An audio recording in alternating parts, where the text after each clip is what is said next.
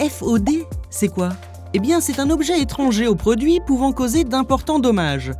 Qu'il s'agisse d'effets personnels, d'outils ou même de pièces d'un système, tout objet est susceptible de devenir un FOD dès lors qu'il n'est pas repéré et sécurisé. Il devient un risque pour les aéronefs comme pour le personnel. Regardez cette scène. Cet opérateur est en train d'assembler une carte électronique de fusée. Il ne porte pas de charlotte. Un cheveu peut alors s'insérer entre deux composants électroniques. Dès lors qu'un corps étranger vient se loger entre des composants électroniques, c'est l'effet papillon. Présence d'un FOD qui occasionne un court-circuit, le système chauffe et se met en défaut de fonctionnement. Dans le cas de notre fusée, l'engin décolle malgré l'alerte qui se déclenche au niveau du centre de contrôle au sol. Le système chauffe de plus en plus et risque alors de prendre feu et de provoquer l'explosion de l'aéronef. Une petite erreur peut engendrer de gros dégâts.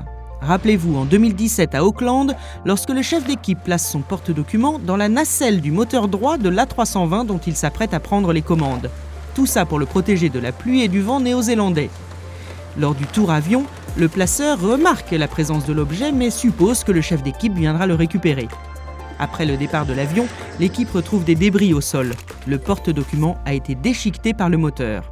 Le pilote fait alors demi-tour et l'inspection du moteur après atterrissage montre la présence de papier et de légers dommages dans le moteur. Par chance, pas de drame. Ce ne fut pas le cas du Concorde, ce fameux 25 juillet 2000. L'avion mythique devait rejoindre New York, mais s'écrase peu après son décollage de Roissy. En cause, la présence d'une pièce métallique sur le tarmac qui a percuté l'aile de l'avion lors de son envol. 113 personnes ont trouvé la mort dans cet accident causé par un FOD. La sécurité en vol se prépare donc dès le sol. Il est impératif pour tous les personnels concernés de vérifier qu'aucun matériel n'a été oublié et de remonter toute information sur la présence éventuelle d'un FOD.